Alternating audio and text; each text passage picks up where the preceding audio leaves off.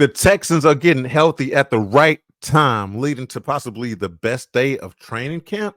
Where are the Texans? Are they still in on Justin Simmons? And find out what Chat GPT has to say about the Texans record and what we're doing this season, man. Keep it locked right here. Let's talk about it. Go.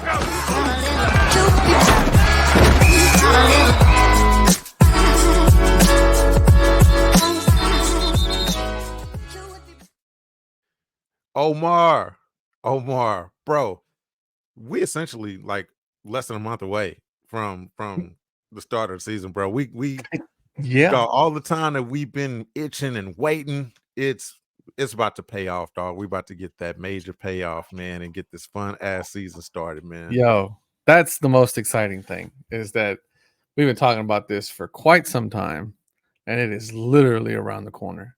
It's around the corner, man, and no better place to be than with your boys here on Bull Run Sports. If this is your first time joining us, congratulations, you found us. This is where you need to be for the seasons because, hey, this is the channel that is preemptively recapping this historic Super Bowl run, the Texans' first Super Bowl. We are chopping it up about it because we know it's going down. So this is the place to be, most entertaining channel on the internet for the Texans. So you want to be right here. You know how YouTube works, man. We don't need to go into it. Hit the buttons. Hit all the buttons. Hit all the goddamn buttons. Just hit them all. Hit them all. Yeah. Hit them all right now. When in doubt, push all the buttons. Just mash it like you a kid on a video game. Just hit all the buttons just so you can make the damn thing work. All right, and you'll be good. What girls say? Push the goddamn button. Push the goddamn button. Push the goddamn button. You remember playing Tekken, bro? I didn't know what the hell that game was. Man. All I knew was that you hit buttons, they would do some crazy shit, and it would go down. But yeah. So look, man. Let's get into it, Omar. Like I teased earlier, the Texans are getting healthy at the right time. Yeah. You know, I know a lot of people will say, man, y'all still so premature. Essentially, yes, I get it. It's still preseason. We still got 2 preseason games left. Right. But Omar, I don't think we being too premature right now by being excited that this team is healthy because look around the league, bro. Yeah. A lot of injuries today. It's a lot of scary stuff. Who was it that got carted? Somebody got carted off today. It had to be somebody from Minnesota. Bro, Minnesota has a curse on them. God hates Minnesota right now. But I don't know what they did. But Kirk Cousins was, I guess, Jesus, and he got cast out. Man, look. There was somebody that something a friend of mine posted. Here's the last 5 weeks of the Minnesota Vikings. Now, we should usually save this for Around the Horn, but we're going to go over this right now. Yeah. Unfortunately, rookie cornerback passes away. I think it was what happened to that kid? It was a corner. I don't know what happened. Like just like some heart thing or something. I can't remember. I don't remember exactly what happened, what the deal was there. Yeah, but you hate to see that. You hate to see that kind of stuff. Like that's like, man, that's so unfortunate, man. Like young man drafted, presumably living the highest point of his life. His dream, he's made his dream come true. He's worked his ass on the precipice of achieving probably his life's work, right? Because he played Pop Warner football since he was a kid. Yeah, man. And then to have something happen. Starting wide receiver gets a DUI. Starting cornerback tears an ACL. Self-inflicted wound. Okay, that's a self-inflicted. But the other cornerback tears his ACL the first day of practice, right? And then first round quarterback tears his meniscus out for the season. That's the big one. That's the big one. And then wide receiver carted off the field.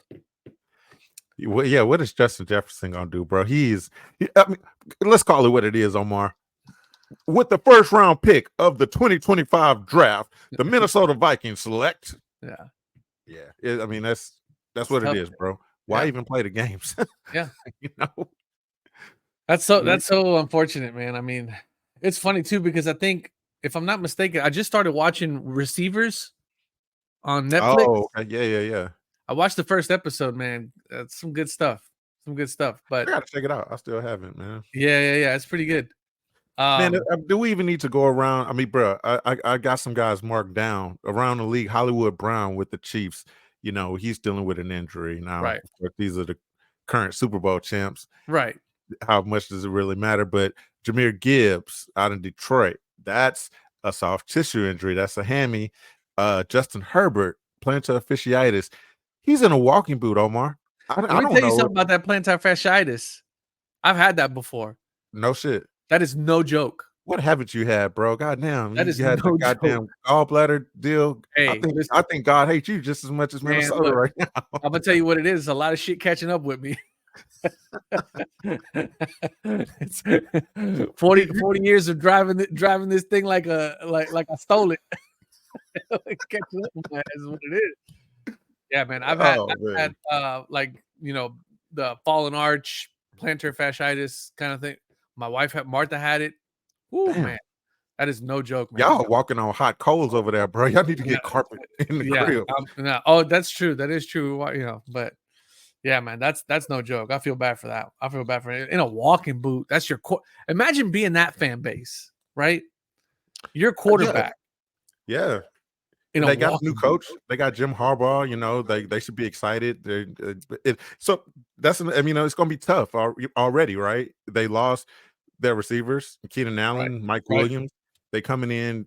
Harbaugh's bringing in a brand new offense. The last thing that you want to have is your quarterback not in training camp to get acclimated to the new system. So that's tough. To your point, right? But to your point, I mean, the Texans are on the other side of this, right? Like for the first two preseason games, you and I were like kind of like, what's exactly, you know, having a little soft tissue PTSD, right? Yes, and people are calling us out, man. They like, calm down, guys. It's just preseason. It's just preseason.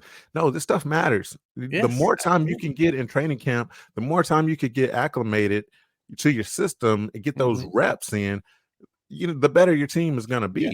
You know, the more cohesive your unit's going to be out there in week one, right? I mean, that's the whole point of preseason, right? The whole point of preseason, obviously, is to figure out who your players are going to be for that ultimate roster, right? Test out your rookies, get them acclimated to the NFL speed of things, and then ultimately to figure out to get your starters some, you know, knock the rust off, right? I mean, absolutely. Like you mentioned this several times, right? When you're in training camp, it's your guys against your guys, right? And so, you know, those preseason games, they're really important to make sure that when you get out there at real NFL speeds, that your unit, your another squad, against another squad, that your number one starters are out there clicking and they're out there firing on all cylinders, and you know that's the only way to do that. But if they're injured, doesn't do you much good. You can't do it, man. So we kind of buried the lead on. I mean, you know, we're talking about the guys getting healthy, the guys that we're happy in particular about getting healthy and coming back. Hey, Joe Mixon, yeah, big Mixon. You know, man, we've been you know, concerned about his injury.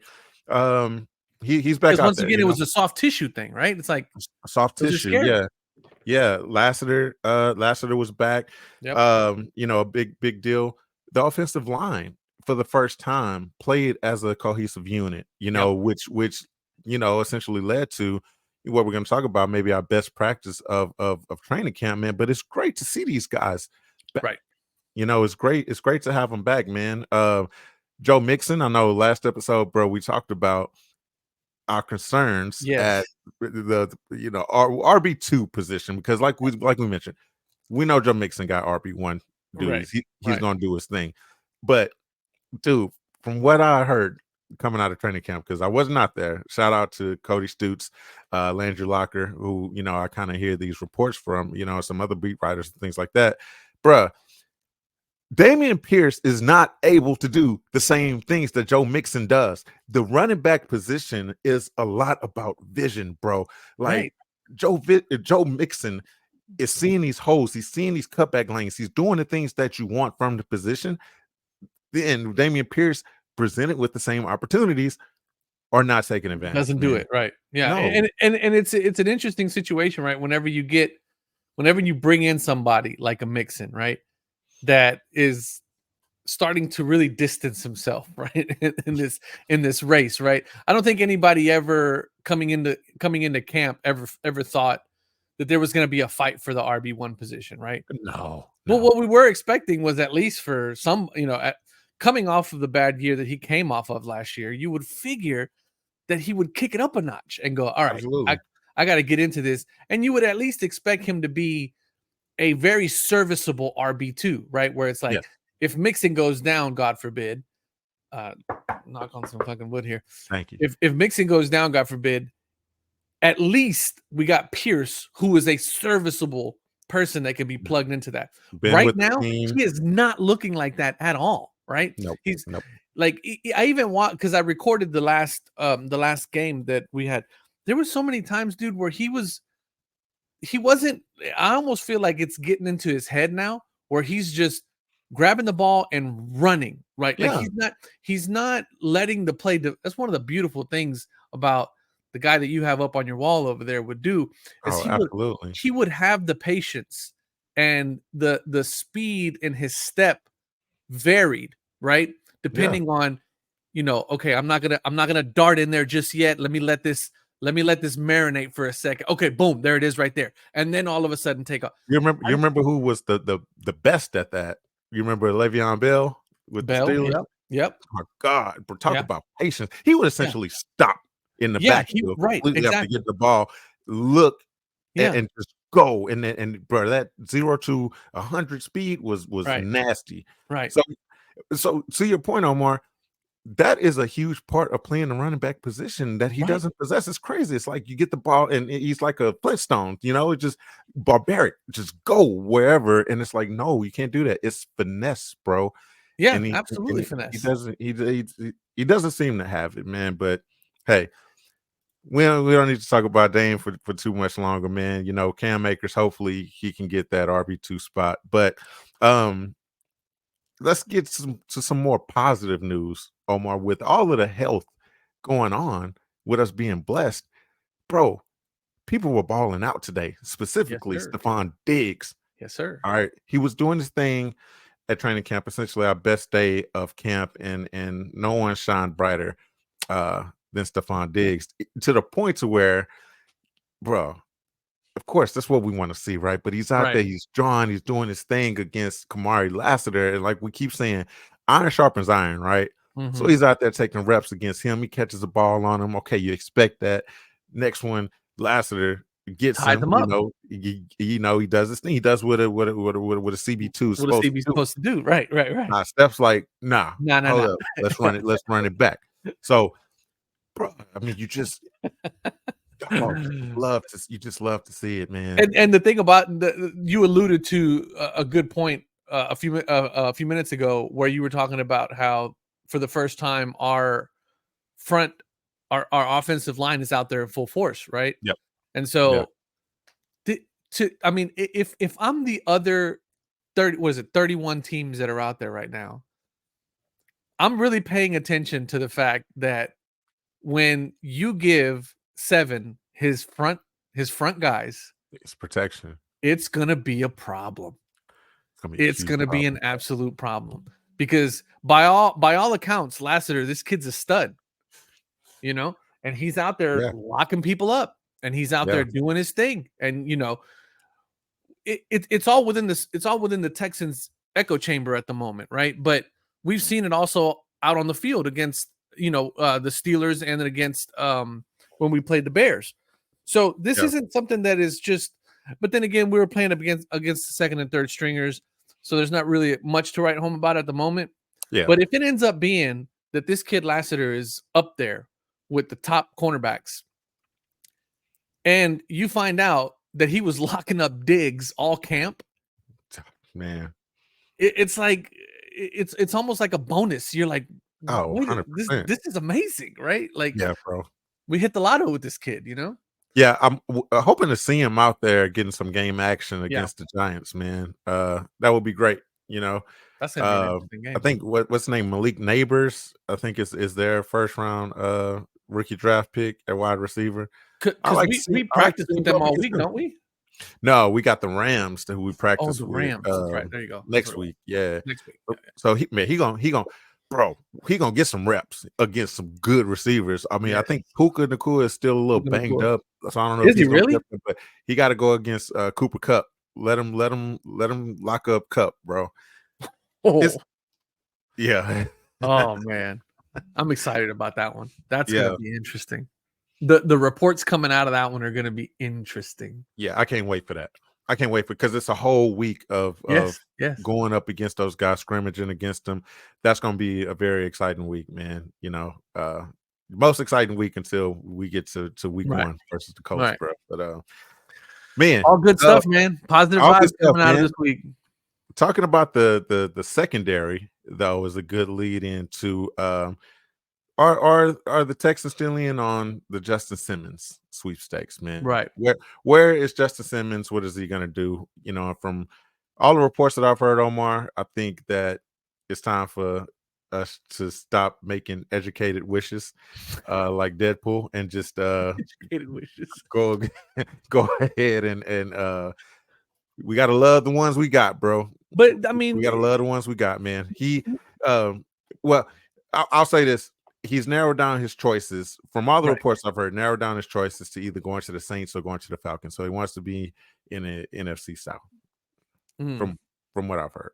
I mean, listen, I think the other side to it as well is we just got finished talking about how great Lassiter is doing, right? So would he be an upgrade? Sure, but we don't. I mean, like, well, he plays safety. Lassiter is okay as a corner. Okay, but so still, he would.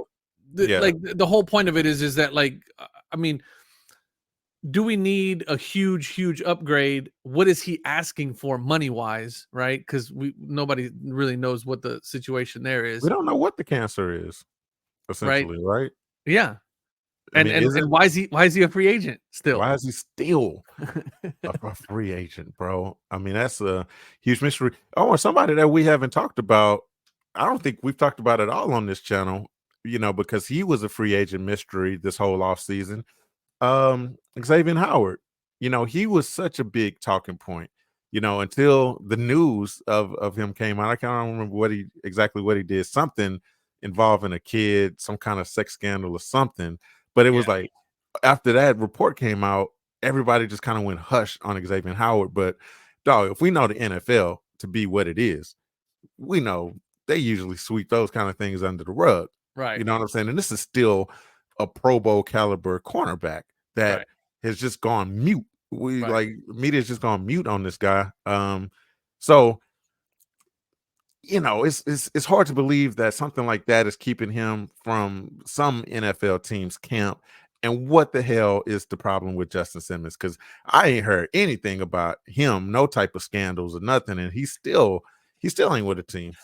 Yeah, I mean, look, Howard, I get, right. I mean, like, nobody wants to touch that with a 10-foot pole, right? They don't care about the details. They don't care about what's true, what's not true. They just know that where there's smoke, there's fire. And he has. You think it's something bigger? No. What I'm saying is that he's been accused of something that they don't care to try to figure out. I got you. Unless there's some teams out there that are just so desperate for a guy that they're going to do their due diligence and figure out what happened there.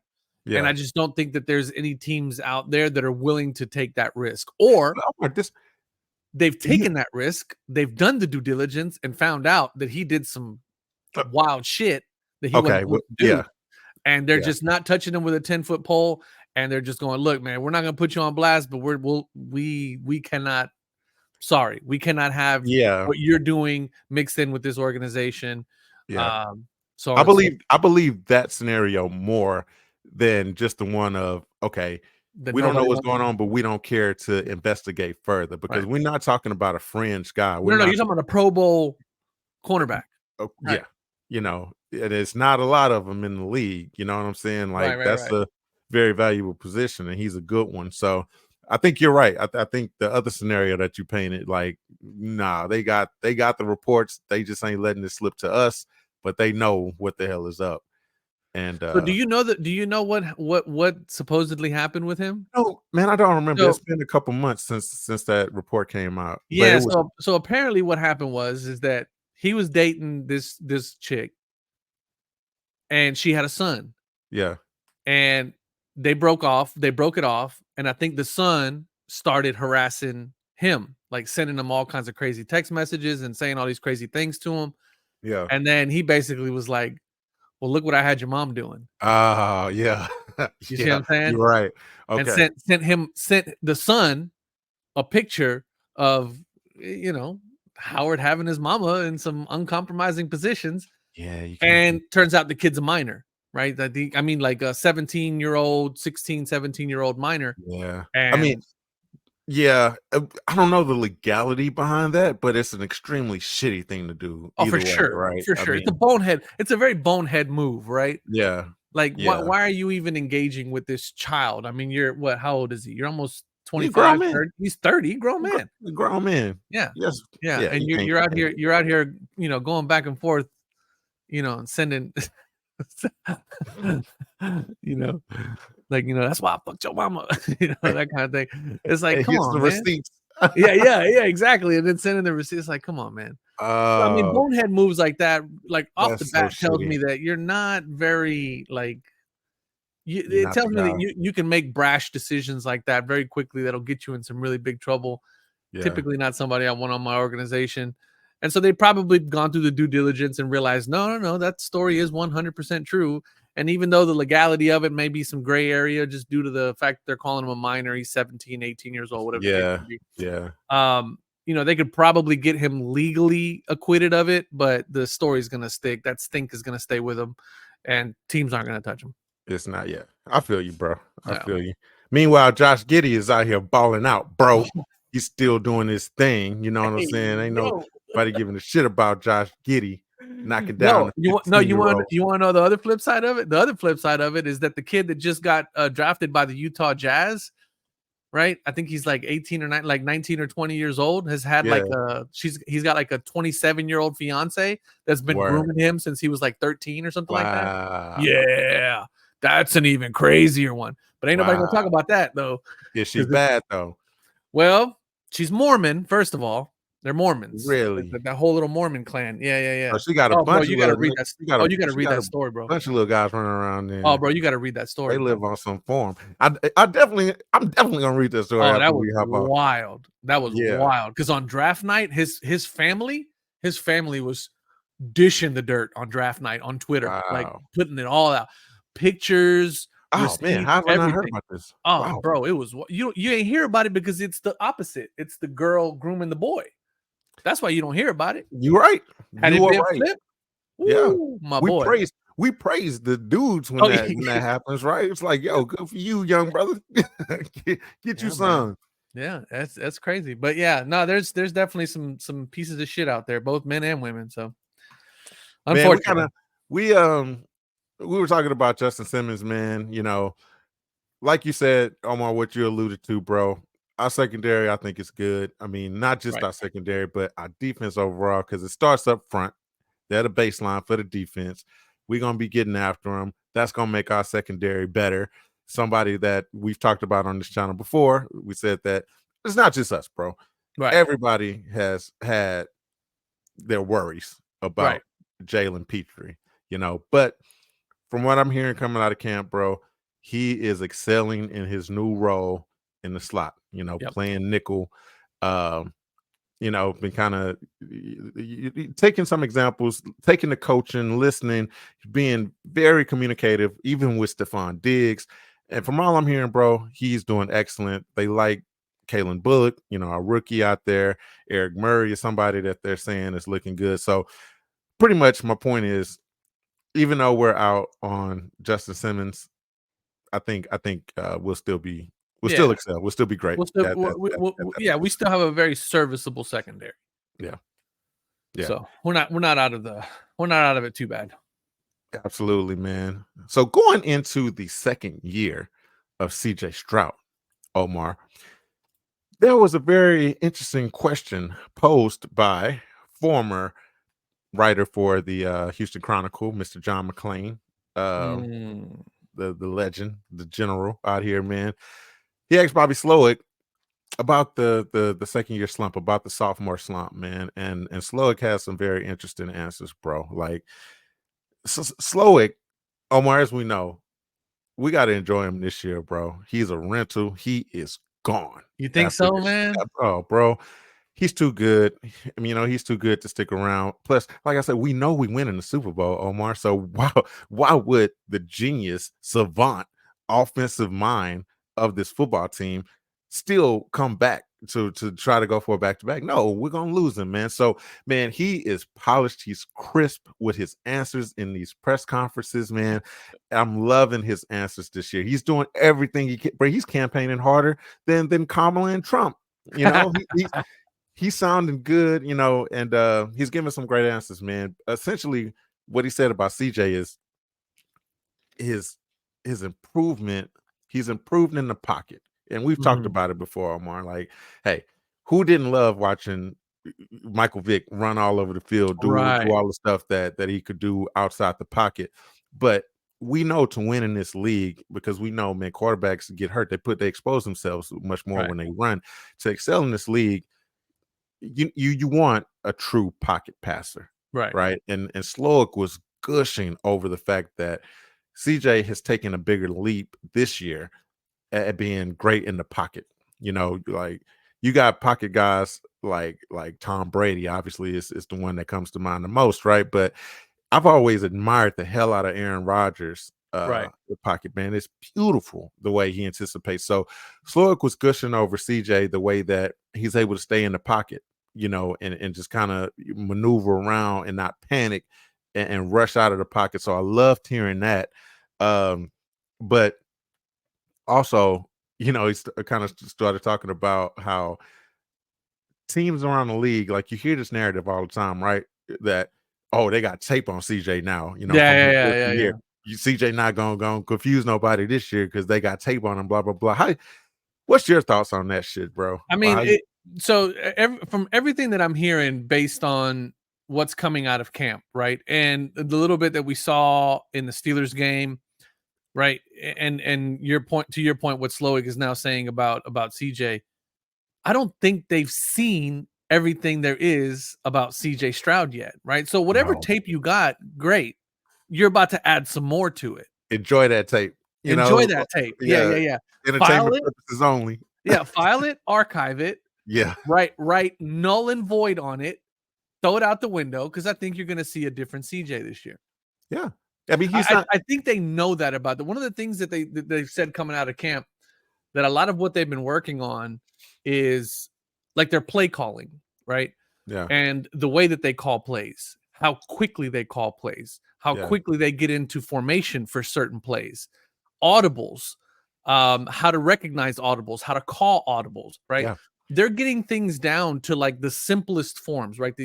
I think I can't remember who it was that they were interviewing. It might have been Diggs. No, it couldn't have been Diggs, because it was somebody that was there last year. I don't remember who it was, but maybe Nico. It might have been Nico. I think it's either Nico or Dell, one of the two. But what they were talking about is that they've been focusing a lot on play calling and how they're going to get these calls out to the field, how they're going to get things done quicker, faster. They want more offense. They want the offense to move faster. They want the offense to communicate faster. And they're doing so by creating this system of condensed calls and condensed audible calls. I think that's going to, whatever tape you had on him last year is, I personally think it's null and void. And bro, absolutely. It's because of that we're not, I don't really see we're going to see much of a slump with CJ this year. No, man, I get so excited. Thinking about that, man, because everything that you were just talking about, which you're 100% right? We have the luxury of being able to do that because our guys are coming back. Slowick is back with CJ, back with a lot of these guys returning to the offense, plus adding some guys. But the straw that stirs the drink, Omar, is CJ and Slowick. Sure. You know what I'm saying? So now you have the luxury of adding in these things, like expounding on a historically great rookie season at that position, and you're adding another year to it. So good luck, like, have that vanilla ass tape. You know what I'm saying? Guess what? It's about to get some more flavoring up in that bitch. And that tape is missing 4 games, right? Or how long was he? 2 games with like 2.5, maybe 3. Yeah. But essentially, bro, his style of play, even if we didn't add weapons, right? His style of play is not one that you can really just focus in on the tape like that. Like Right. he's just that good a quarterback. You know what I'm saying? Yeah. Like he knows his precision is off the charts, man. Right. I mean, how much have we gushed over Right. how just pure of a passer he is? He could put that ball wherever he wants to. I mean, we talked about it. We saw it from games in the preseason already so far.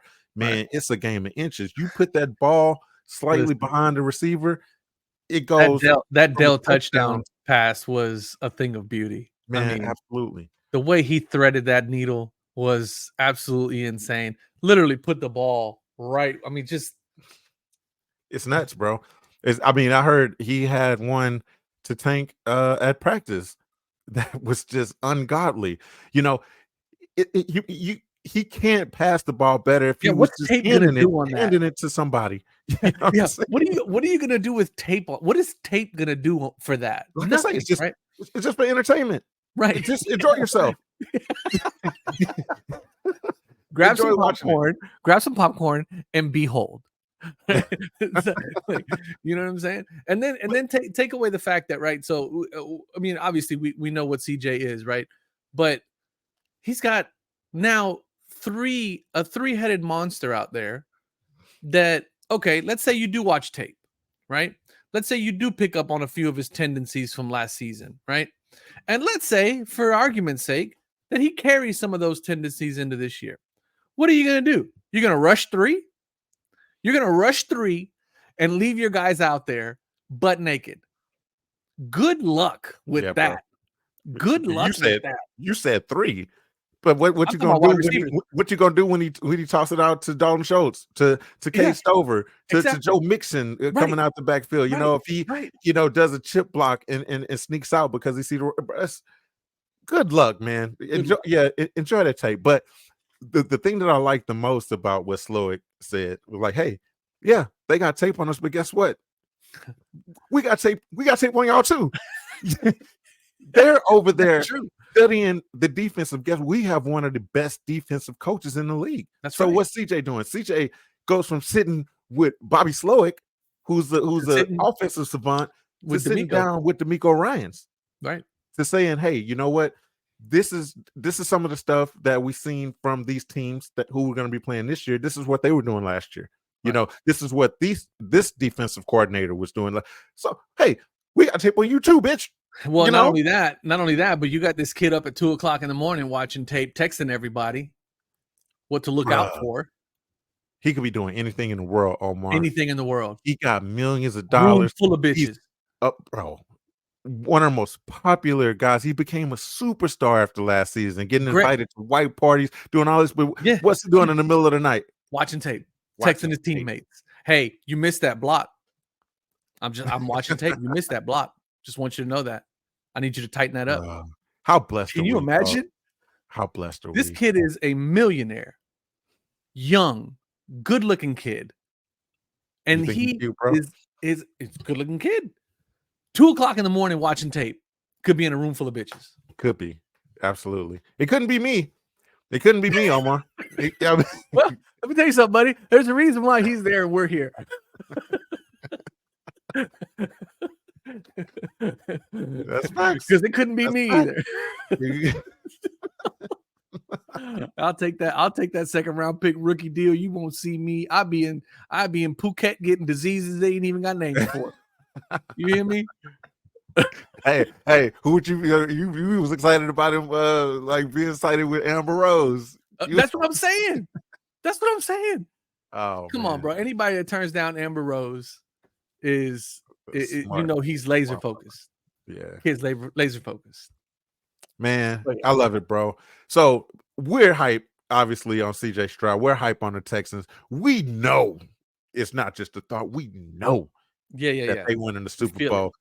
We have official intelligence. You know what I'm saying? Like, our stuff is authentic, baby. We the homegrown from Zion people. We smart enough to know this is going down. But what does Matrix reference for those of you that didn't pick that up? Oh, come on, man. If you ain't Natural seen born child of Zion. hey, if you ain't seen The Matrix, pause this video right now. Yeah. Go check out that whole trilogy and the Animatrix, everything they got on everything. there, bro. But Lo, what does the machines think? What does the artificial intelligence Chat GPT think? What's their outlook on the Texans season? So before we get into that, let me jump into Instagram and find who I originally saw this on, so we can make sure we shout them out. Caps Off Podcast on Instagram at Caps Off Pod on Instagram. Not that they need us to shout them out. They're a hugely successful podcast. If you haven't listened to it, I follow these guys on Instagram. They're hilarious. Anyway, they did a rundown where they asked Chat GPT to predict the ending record for all of the NFL teams. And they start going down the list, and some of them seem pretty reasonable, right up until you get all of them seemed reasonable. All of them seemed almost right on the money, right? Yeah. I mean, then they get to the AFC South, and for some reason, they had the Jaguars winning the division. They had the Jaguars winning the division. They had the Colts coming in second, if I'm not mistaken. They had the Colts coming in second. Then they had I can't remember if they had us dead last. Did they have us dead last? We weren't number one. They had us at 5-12. Yeah, for the season. And one of them asked, it was like, "Damn, did they get that flipped? Did they get that? Should it have been 12-5 or something?" Okay, so I have Chat GPT, right? Come on. So I went in there and I asked Chat GPT. I asked the same thing. I said, "I need you to break down the season of the Houston Texans next season, this coming up season, and give me a win-loss and an explanation on each one." So we're gonna count them down, starting with week 1. Let's go. Which I actually agree with you on this one. They said we're going to lose to the Colts. Okay. Week 1. The reasoning, it says, is because the Colts have a strong defense and a home field advantage. With young, developing Texans team, this could be a tough start to the season. That's what it says. Okay. They got us going 2-0 against Baltimore. They got us losing at Baltimore. And it basically says the same thing. It says the Ravens are a strong AFC contender with a dynamic offense led by Lamar Jackson. The Texans might struggle to contain them. Fucking ChatGPT. We don't even play them week 2. We don't? No.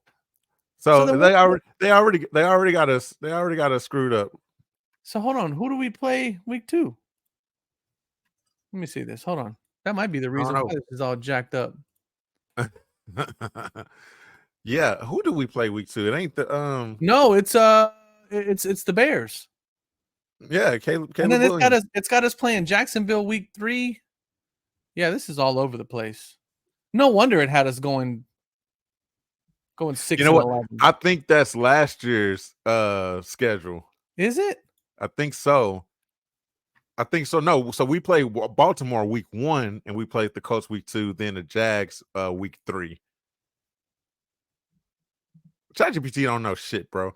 ChatGPT don't know what it's talking about.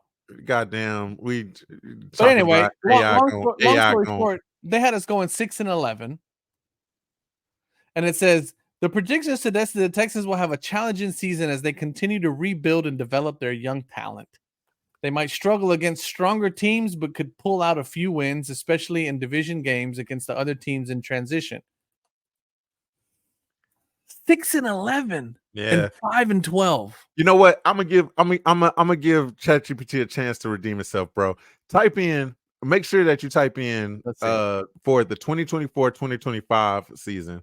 Like, what's the Texans record? Predict the Texans record for the 2024. We'll be fair. We'll give it a chance to possibly redeem itself, because it definitely seemed like they had the wrong year.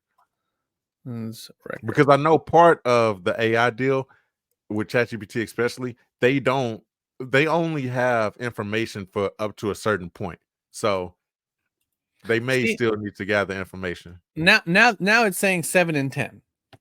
Okay, well, still fucking Chat GPT. It's ridiculous.